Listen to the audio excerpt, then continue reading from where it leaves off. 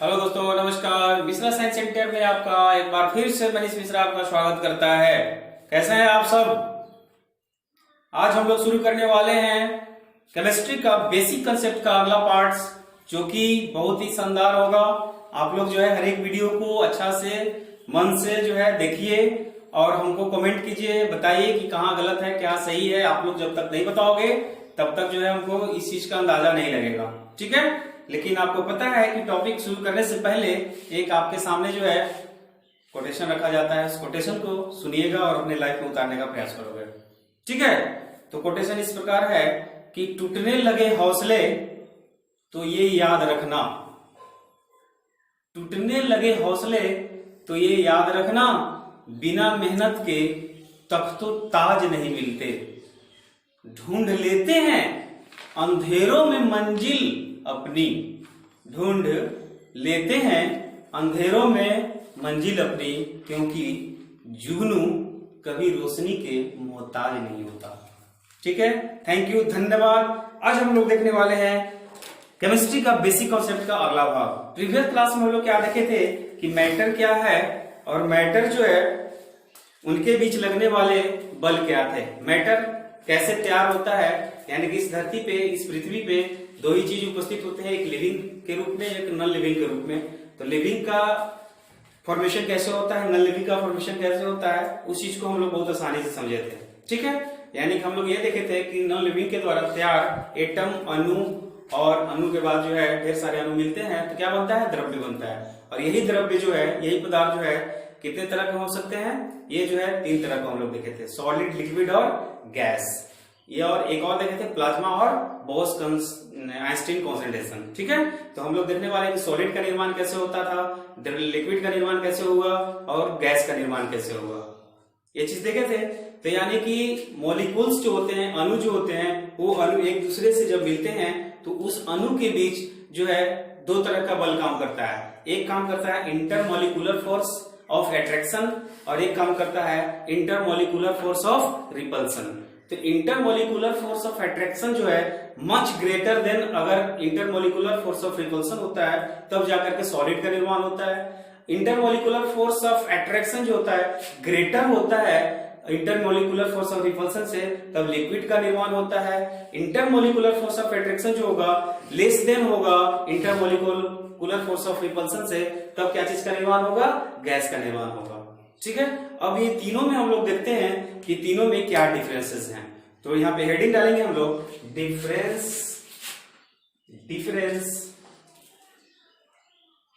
Between solid, liquid and gas, ठीक है दोस्त। इस चीज को बहुत आसानी से समझिए आप लोग। तो यहां पर मैं एक ग्राफ के रूप में बना लूं कि ये सॉलिड है, जस्ट सॉलिड, ठीक है, लिक्विड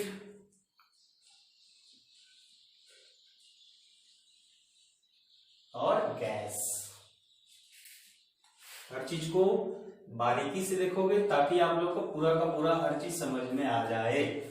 तो सॉलिड का निर्माण कैसे हुआ था कि फर्स्ट करके लिख लो, intermolecular force of attraction जो होगा वो मच ग्रेटर होता है इंटरमॉलिक्यूलर फोर्स ऑफ रिपल्सन से। आफ्टर दैट फॉर्मेशन क्या चीज का होगा, सॉलिड का होगा, ठीक है।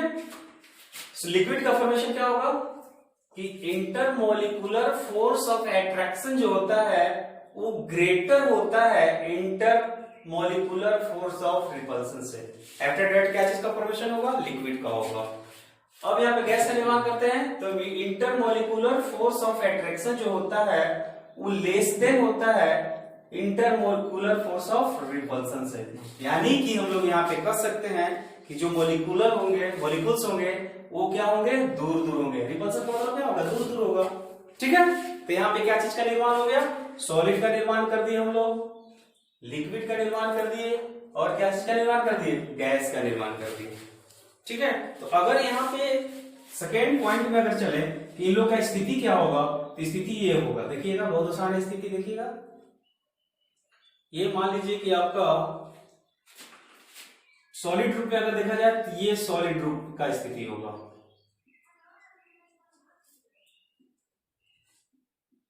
यानी जो मॉलिक्यूल्स होंगे वो मॉलिक्यूल्स इस फिगर से दिख रहा होगा कि काफी नजदीक नजदीक होंगे। ये फिगर से आपको दिख रहा होगा कि जो मॉलिक्यूल्स होंगे वो काफी क्या होंगे, नजदीक होंगे। लिक्विड के फॉर्म में हम लोग देखते हैं कि लिक्विड का स्थिति क्या होगा, तो लिक्विड का स्थिति ये होगा, ठीक है, ठीक है। अगर गैस के केस में हम रखें तो गैस के मॉलिक्यूल्स क्या होंगे, इस तरह से होंगे। इनके बीच लगने वाला जो बल होगा वो क्या होगा, कम होगा, ठीक है दोस्त। ये आपका सॉलिड का स्ट्रक्चर हो गया, ये लिक्विड का स्ट्रक्चर हो गया और ये गैस का होगा। सॉलिड क्या करता है, इंटरमोलिकुलर फोर्स ऑफ अट्रैक्शन काफी ज्यादा होता है। इसमें क्या होगा, इंटर फोर्स ऑफ अट्रैक्शन क्या होगा, थोड़ा सा कम होगा। इसमें क्या होगा, एकदम ही नहीं होता है, यानी रिपल्सन होगा। जितने मॉलिक्यूल्स होंगे वो अलग अलग हो जाएंगे, ठीक है। तो यहाँ पे हम लोग अगर देखें कि इनके बीच का गैप कितना होगा, इनके बीच का गैप कितना होगा, इनके बीच का गैप कितना होगा, तो यहाँ पे तीसरा पॉइंट में अगर हम लोग लिखें कि इंटर मॉलिक्यूलर फोर्स जो होंगे का गैप जो होगा वो क्या होगा, मैक्सिमम होगा, सॉरी न के बराबर होगा, यानी कि गैप क्या होगा, यहां पे मैक्स होगा। मैक्स मतलब कहने का मतलब क्या होगा, ज्यादा होगा, ठीक है, सॉरी मिनिमम होगा। सॉलिड के लिए क्या होगा, मिनिमम होगा, मिनिमम। सॉलिड के लिए क्या होगा, मिनिमम होगा। इसमें अगर इंटरमोलिकुलर फोर्स की बात बोले कि इसमें मोलिकुलर फोर्स ऑफ अट्रैक्शन क्या होगा, फोर्स जो होगा वो क्या होगा, इन दोनों के बीच का गैप क्या होगा, इन दोनों के बीच का गैप जो होगा क्या होगा, थोड़ा सा ज्यादा होगा। किससे, तो सॉलिड से।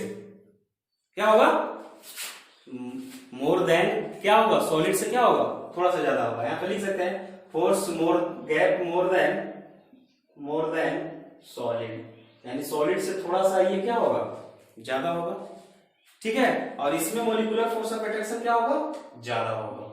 इंटरमोलिकुलर फोर्स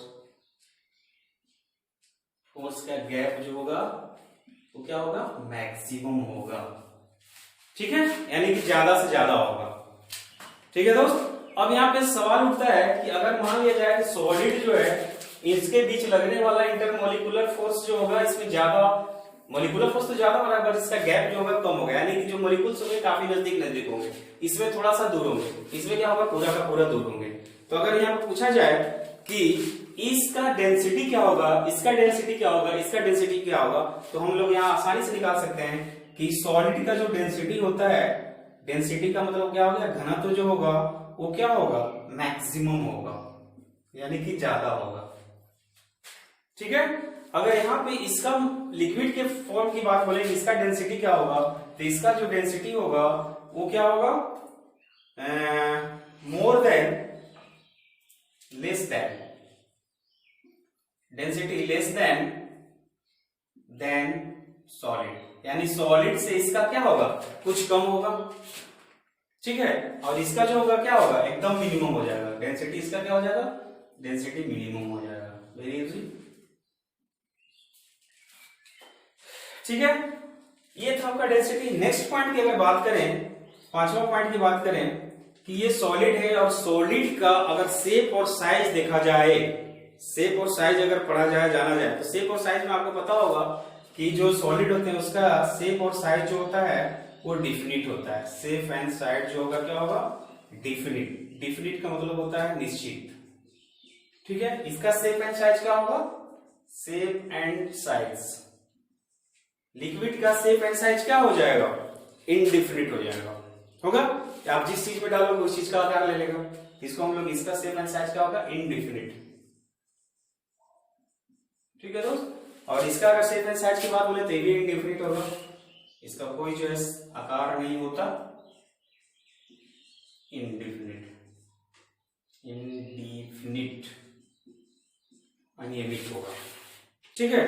अब यहाँ पे सवाल उठता है कि अगर मान लिया जाए हम लोग क्या देखें, सॉलिड का अट्रैक्शन ज्यादा लगता है, इसका स्थिति को देखें, इसके molecular force of molecular force of attraction या जो भी फोर्स लग रहा है उसके गैप की स्थिति देखे, साथ ही डेंसिटी देखे, साथ ही साथ इसका शेप एंड साइज देखे। अगर यहाँ पे अगला पॉइंट में बोले कि इसका वॉल्यूम क्या होगा, इसका अगर आयतन की बात करें कि सॉलिड का आयतन क्या होता है, तो सॉलिड का आयतन क्या स्थिति क्या होता है, तो सॉलिड का आयतन जो होता है वो डिफिनिट होता है। क्या होता है? निश्चित होता है।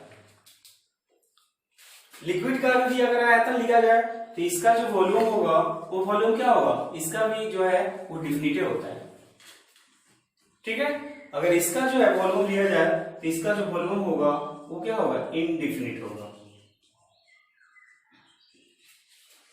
ये इसका आकार था। यहाँ पर हम लोग इस डिफरेंस जो है तीनों सॉलिड, लिक्विड और गैस के बारे में देखे और हर चीज को समझे यहाँ पे कि ये सॉलिड जो होता है इंटरमोलिकुलर फोर्स ऑफ अट्रैक्शन जो होगा मच ग्रेटर, अगर इंटरमोलिकुलर फोर्स ऑफ रिपल्सन से होगा ज्यादा तो ये सॉलिड का निर्माण करेगा।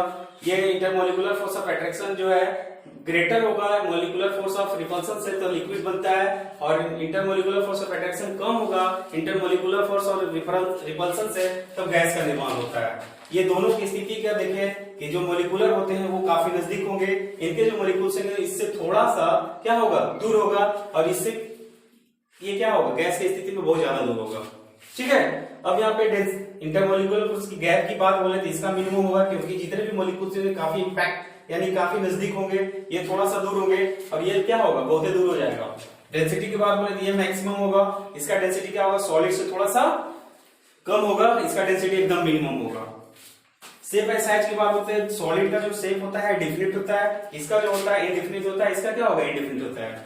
फिर वॉल्यूम की बात बोले तो इसका जो होता है डिफिनिट होता है, इसका वॉल्यूम क्या होता है, डिफिनिट होता है, इसका वॉल्यूम क्या होता है, इनडिफिनिट होता है। ठीक है, तो ये था आपका difference between solid, liquid and gas. ठीक है, अब यहाँ पे सवाल उठता है कि ये बताइए कि जो फिजिकल स्टेट होते हैं, यानी फिजिकल स्टेट क्या बोलते हैं, सॉलिड, लिक्विड और गैस को, तो सॉलिड जो है लिक्विड में और लिक्विड जो है सॉलिड में कैसे चेंज होता है। ठीक है, तो अगला जो टॉपिक है कि चेंज इन फिजिकल स्टेट, कैसे हम लोग भौतिक अवस्था में को परिवर्तित करते हैं। नेक्स्ट देखते हैं, इसका स्क्रीनशॉट कीजिए, इसके बाद देखते हैं।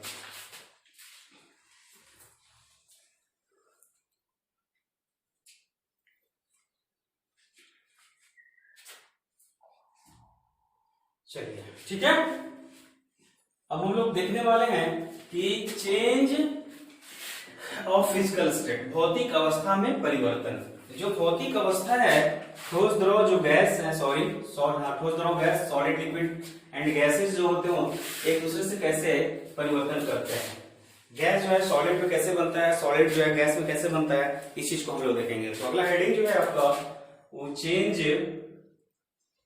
इन फिजिकल स्टेट, इसका हिंदी अगर लिखूं तो भौतिक अवस्था में परिवर्तन, यानी इसके भौतिक अवस्था में हम लोग को परिवर्तन करना है। कैसे करेंगे, बहुत आसानी से इस चीज को देखेंगे। तो भौतिक अवस्था को हम लोग दो तरह से देखते हैं, दो तरह से हम लोग भौतिक अवस्था को बदल सकते हैं। तो क्या क्या हो सकता है, तो पहला जो स्थिति है वो है आपका टेम्परेचर चेंज। क्या है, टेम्परेचर चेंज करके, टेम्परेचर को चेंज करके हम लोग पहला अवस्था में परिवर्तन कर सकते हैं। दूसरा का जो होता है वो प्रेशर को चेंज करके किया जाता है।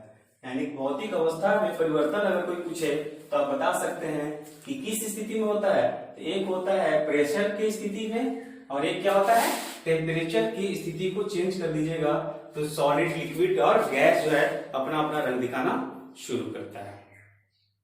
ठीक है, तो यहाँ पे अगर मान लिया जाए कि ये जो आपका टेम्परेचर चेंज होगा तो इस स्थिति को हम लोग देखेंगे कैसे होता है। ये मान लीजिए कि गैस है, ये क्या है, गैस, ये गैस, ये मान लीजिए सॉलिड, बहुत आसानी से समझिए इस सब चीज को, और ये समझिए लिक्विड।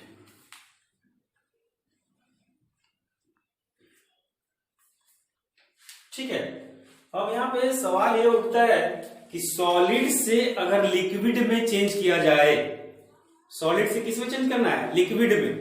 तो स्वाभाविक है कि सॉलिड से जब लिक्विड में चेंज कीजिएगा, सॉलिड से लिक्विड में जब चेंज कीजिएगा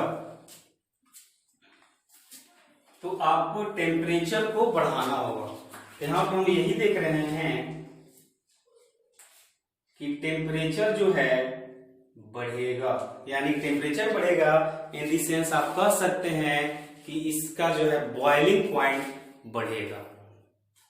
ठीक है, यहां पे लिखेंगे boiling point, sorry melting point, melt करेंगे मेल्टिंग पॉइंट। ठीक है, ये सॉलिड से किस में गया? लिक्विड में। अब यहां पे सवाल उठता है कि लिक्विड से सॉलिड में लाना है, तो लिक्विड से सॉलिड में लाने के लिए क्या किया जाएगा? इस चीज को फ्रीजिंग किया जाएगा, यानी कि टेम्परेचर को क्या किया जाएगा? लो किया जाएगा, और लो करने के बाद ये क्या हो जाएगा? फ्रीजिंग में चला जाएगा। फ्रीजिंग पॉइंट जिसको बोलेंगे। ठीक है, इसका जो है गलनांक बिंदु बोलते हैं इसको, अब इसको हिमांक बिंदु बोलेंगे। क्या बोलेंगे? हिमांक बिंदु। ठीक है, तो सॉलिड से लिक्विड में हम लोग क्या देखे थे कि जब तक हम सॉलिड को जब तक मेल्ट नहीं करेंगे, टेम्परेचर को बढ़ाएंगे नहीं, तो जो टेम्परेचर बढ़ेगा तो गैस के जो मोलिक्यूल्स होंगे टेम्परेचर बढ़ने के बाद क्या होगा? धीरे धीरे फैलते चला जाएगा, धीरे धीरे क्या होगा? कंप्रेस हो जाएगा, धीरे धीरे क्या हो जाएगा? एक्सटेंस हो जाएगा। एक्सटेंस होने के बाद क्या हो जाएगा? लिक्विड फॉर्म में आना शुरू हो जाएगा। फिर जो है लिक्विड को हम लोग सॉलिड में बदलते हैं, तो सॉलिड में बदलने के लिए क्या करना होगा? टेम्परेचर को लो करना होगा। टेम्परेचर को लो करना का मतलब फ्रीजिंग पॉइंट में आएगा, यानी कि हिमांक बिंदु जिसको बोलेंगे। इसके बाद क्या होगा? सॉलिड बन जाएगा। ठीक है, अब हम यहाँ पे देख रहे हैं कि गैस है, और इस गैस से हमको सॉलिड में लाना है। क्या चीज में लाना है? सॉलिड में लाना है। तो गैस से सॉलिड में लाने के लिए गैस से क्या करना है? सॉलिड में लाना है, और सॉलिड से क्या बनाना है? गैस को बनाना है। सीधी सी बात है कि सॉलिड को गैस में और गैस को सॉलिड में लाना है। तो टेम्परेचर जो होगा, गैस को सॉलिड में लाएगा, टेम्परेचर क्या करना होगा? टेम्परेचर जो है इसका लो करना होगा। टेम्परेचर लो हो गया। अगर सॉलिड से गैस में जाएगा तो टेम्परेचर क्या करना होगा? हाई करना होगा। सीधी सी बात है। तो ये सॉलिड से गैस में और गैस से सॉलिड में लाने की जो प्रक्रिया होगी, उस प्रक्रिया को हम लोग क्या बोलते हैं? सब्लिमेशन। क्या बोलते हैं? तो इसको हम लोग लिख लेंगे, इस प्रोसेस को हम लोग सब्लिमेशन बोलते हैं। क्या बोलते हैं? सब्लिमेशन। ठीक है, सब्लिमेशन का मतलब होता है आपका ऊर्ध्वपातन। इसको हिंदी में अगर बोले, इसको क्या बोलेंगे? ऊर्ध्वपातन। ऊर्ध्वपातन। ठीक है, तो इसका सबसे बढ़िया उदाहरण क्या होगा? यानी कि सब्लिमेशन की प्रोसेस से क्या बनेगा? सब्लिमेट बनेगा। सब्लिमेट बनेगा।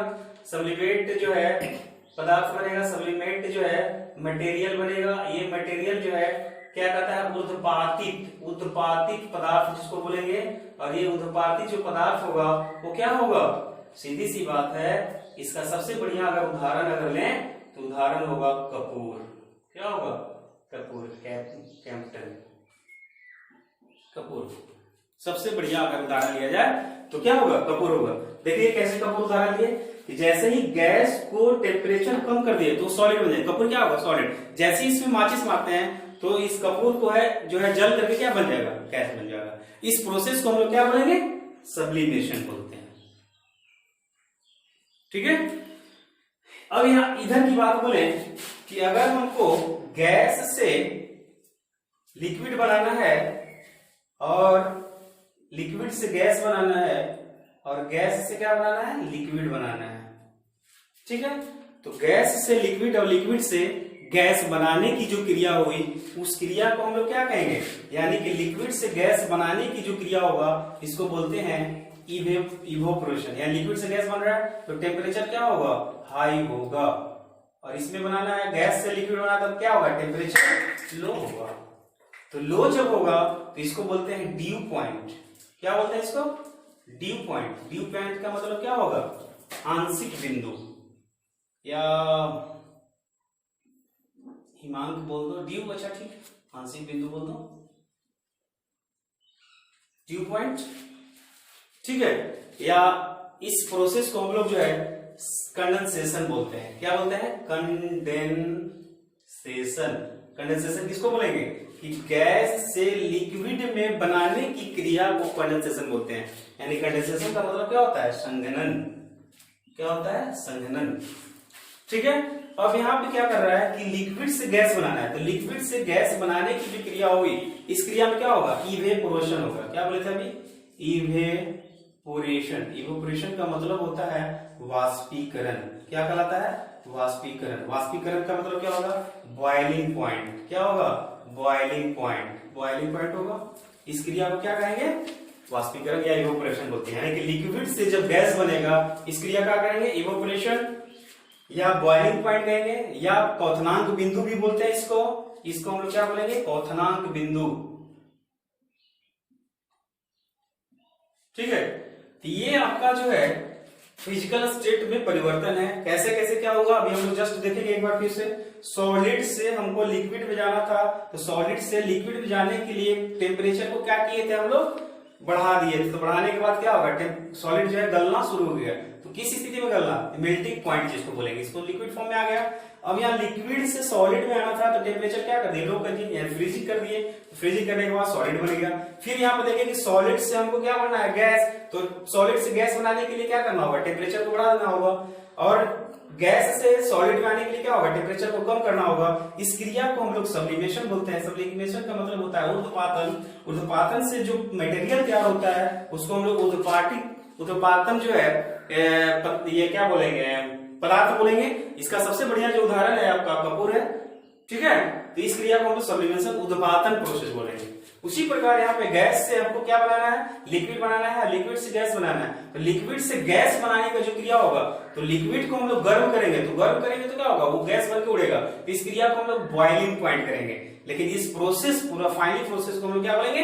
इवेपोरेशन बोलते हैं, वाष्पीकरण बोलते हैं। ठीक उसी प्रकार टेम्परेचर को हम लोग इसमें बढ़ा देते हैं। और गैस से हमको लिक्विड में लाना था, तो टेम्परेचर क्या किए थे? लो किए थे। यानी कि लो करना का मतलब क्या होगा? ड्यू पॉइंट, आंशिक पॉइंट जिसको बोलेंगे। और इस गैस से लिक्विड में बदलने की जो क्रिया होती है उसको हम लोग कंडेंसेशन बोलते हैं या संघनन बोलते हैं। ठीक है। आई होप समझ में आया। इसी टेम्परेचर चेंज के कारण गैस से सॉलिड में, सॉलिड से लिक्विड में, सॉलिड से गैस में, और लिक्विड से गैस में, गैस से लिक्विड, हर एक स्थिति को हम लोग समझे थे, बहुत आसानी से समझे। ठीक है। अब हम लोग क्या देखने वाले हैं कि प्रेशर से क्या चेंज होता है, कैसे चेंज होता है। तो प्रेशर से चेंज हम लोग देखेंगे। ठीक है। प्रेशर से चेंज हम लोग क्या देखेंगे कि अगर मान लिया जाए, ठीक है, कि प्रेशर को बढ़ा दिया जाए, प्रेशर को बढ़ा दिया जाए। सपोज दैट मान लो कि ये गैस है और प्रेशर को हम लोग क्या कर रहे हैं? ये प्रेशर को बढ़ा दिए। प्रेशर को क्या कर दिए? बढ़ा दिए। तो गैस जो है प्रेशर जब बढ़ेगा तो किस फॉर्म में आ जाएगा? लिक्विड फॉर्म में। तो हम लोग यहाँ पे कह सकते हैं कि गैस में प्रेशर को बढ़ा दिया जाए तो ये प्रोसेस क्या होगा? लिक्विड का फॉर्मेशन हो जाएगा, ये लिक्विड बन जाएगा। तो सबसे बढ़िया अगर उदाहरण लिखा जाए कि प्रेशर बढ़ने के बाद, यानी प्रेशर क्या है? गैस का प्रेशर बढ़ेगा तो किस फॉर्म में आएगा? लिक्विड फॉर्म में आएगा। तो सबसे बढ़िया अगर यहाँ उदाहरण लिया जाए तो सबसे बढ़िया जो उदाहरण है एलपीजी है, लिक्विड पेट्रोलियम गैस जिसको बोलेंगे। ठीक है। सीएनजी है,